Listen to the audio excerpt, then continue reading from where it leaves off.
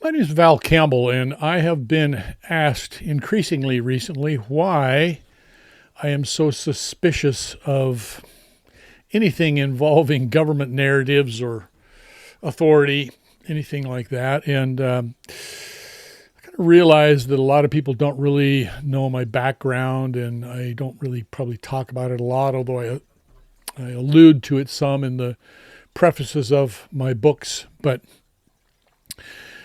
after many years in the building construction industry, I had developed a lot of expertise in what are called fire rated assemblies and the building code and the technology of that. And in 1997, there was a big building code change that was probably one of the largest changes of modern history in the building code. It had to do with fire and life safety. And I had a company that I'd sold about that time, and I found myself doing more and more consulting. Companies were coming to me, manufacturers or distributors, things like that. The word was getting around that I had a lot of expertise in this, and they were asking me to help them. And so I started doing that all over the Western United States. I think at one point in time I was actively traveling in 7 different states and major jurisdictions. I was the official ongoing education resource for the International Conference of Building Officials in this particular technology. And of course, that's probably how a lot of my, references or referrals got passed around. And I just want to share with you a few of my experiences with that.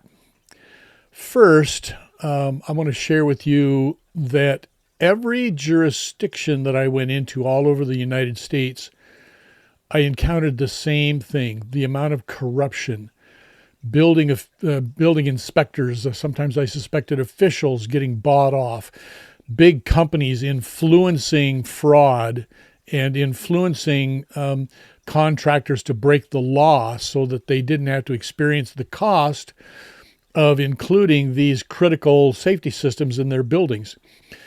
One of the biggest, you can imagine, one of the biggest manufacturers in Washington State, let's let the name go unstated, but you can figure that out pretty easily, called me in to consult on a situation one time, and this was a room full of very, very high-powered people, and they wanted to know my feeling because one of their most important construction projects had been red tagged, shut down by the inspector for failing to install these systems.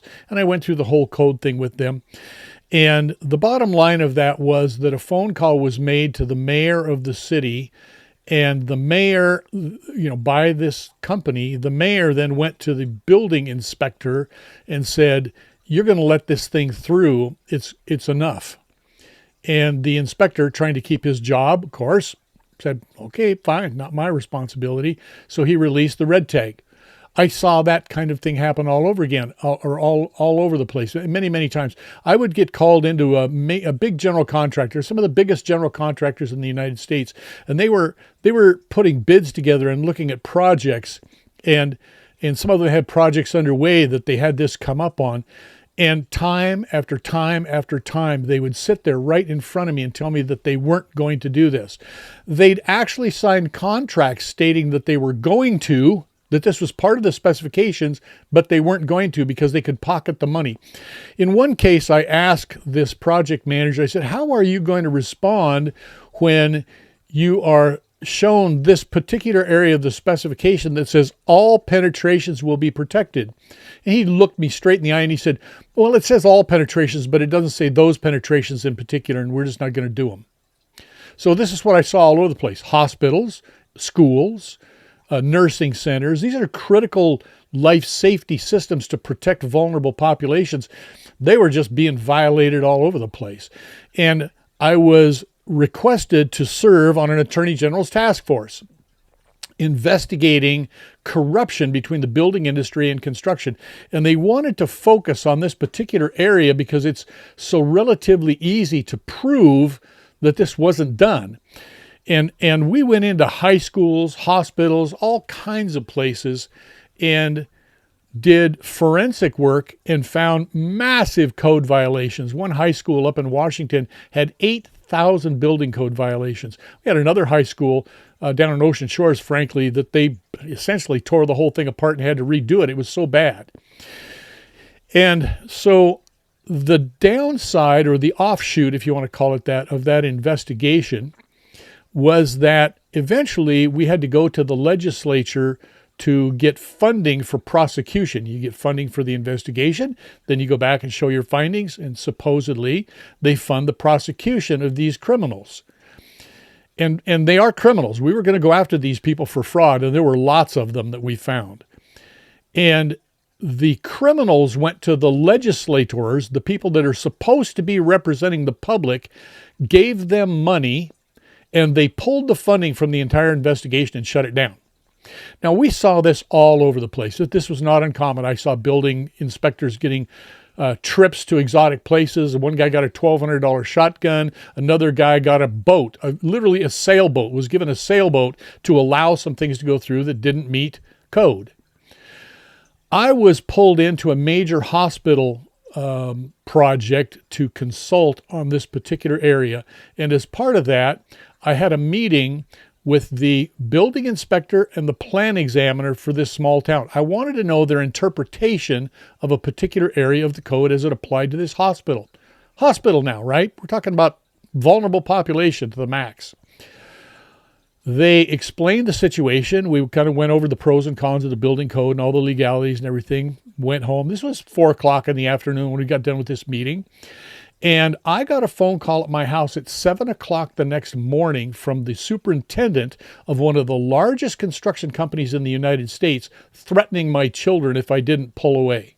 If I didn't drop the whole thing, he knew where my kids went to school.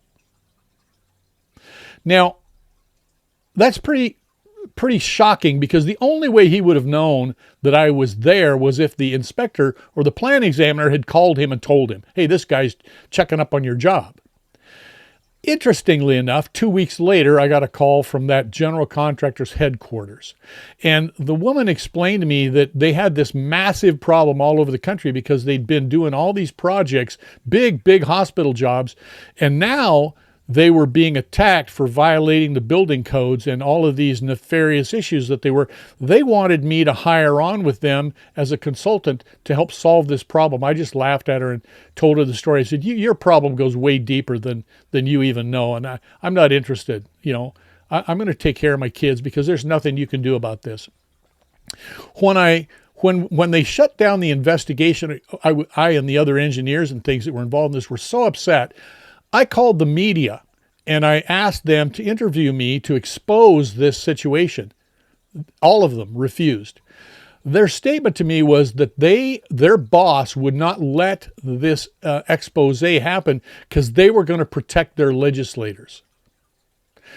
I ran into this all over the place. When I was in San Francisco, I walked in, I was down there to do some consulting with a major building material distributor down there.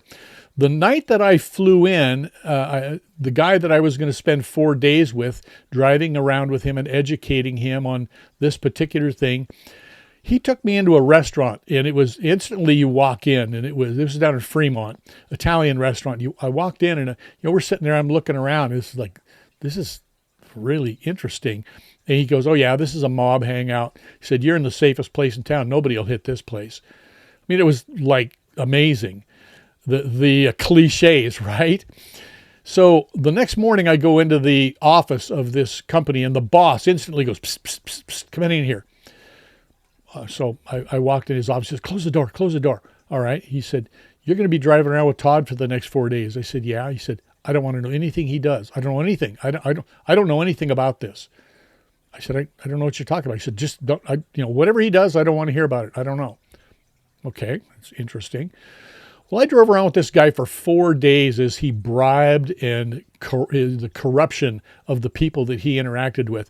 He'd give this guy a Wolf refrigerator, and he'd give that guy a car, and this guy something else. I mean, it was amazing. Didn't make any difference how much it was, because he was making so much more money. He would just add it on to the bill of whatever he was selling them to get this stuff done. When we were up in San Francisco, he took me into this guy's office. And this was probably one of the strangest experiences of my life. If you've ever watched The Sopranos, that is exactly what we've got here. This guy was a carbon copy of Tony Soprano, the shirt, the open shirt, the hairy chest, the gold chains. This office had one wooden desk in it, a chair that he sat in, and 2 chairs sitting in front of him. It's the only thing in this office, nothing. And this guy was introduced to me. We sat and visited, and Todd told me, he said, look, this is Sacramento. If there's anything you need done in this town, this is the guy that you want to talk to because he's got control of everything everything here. Sacramento, capital of California. The corruption in California got so bad that after the San Francisco earthquake and the Northridge earthquake, and they realized how bad the building code situation was, they had to establish a special team that managed all of the prisons and hospitals, the construction of that. And it didn't report to the legislature because the legislature in California was totally corrupt. That's a true story. So the point here is all of these years of all of this kind of corruption, and we saw it over and over again everywhere we went, every little town, every big town, every city, the corruption was all the way through.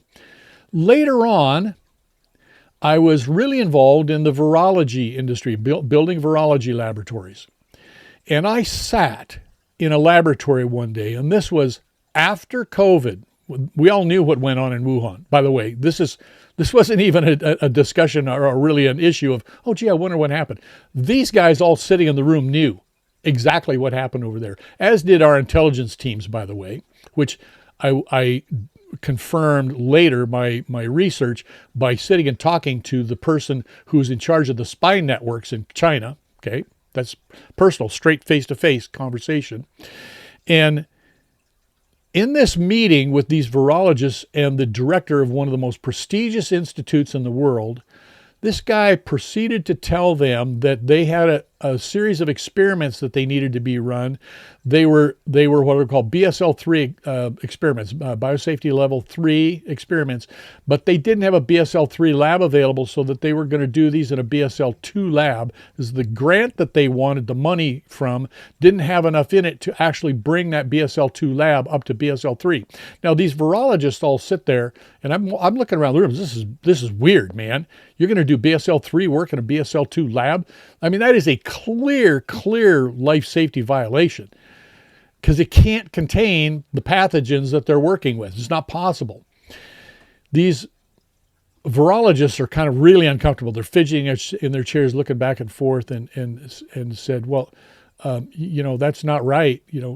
This director said, well, that's what we're going to do because we're not passing up the money. There's not one virologist in that room that objected enough and said, no, I'm not going to do that. Not one of them. They were all willing to violate the principles of protection of the public in order to keep their hundreds of thousands of dollars a year jobs. And this is what I saw everywhere. People will do almost anything to protect their jobs. They just shrug their shoulders, pass it off, and go on. So when somebody asks me, why don't I believe whatever the prosecutor, the medical examiner, the police officers, the whatever say, I don't believe any of it, just on face value. I just don't believe it. Because I've seen the insides and the back doors of the dirty parts of our politics and law enforcement industry time and time and time again. And so I know that they're not all dirty. But when there's enough money involved, I have not yet seen one of these people stand up and say, I'm not going to do that, I'm quitting.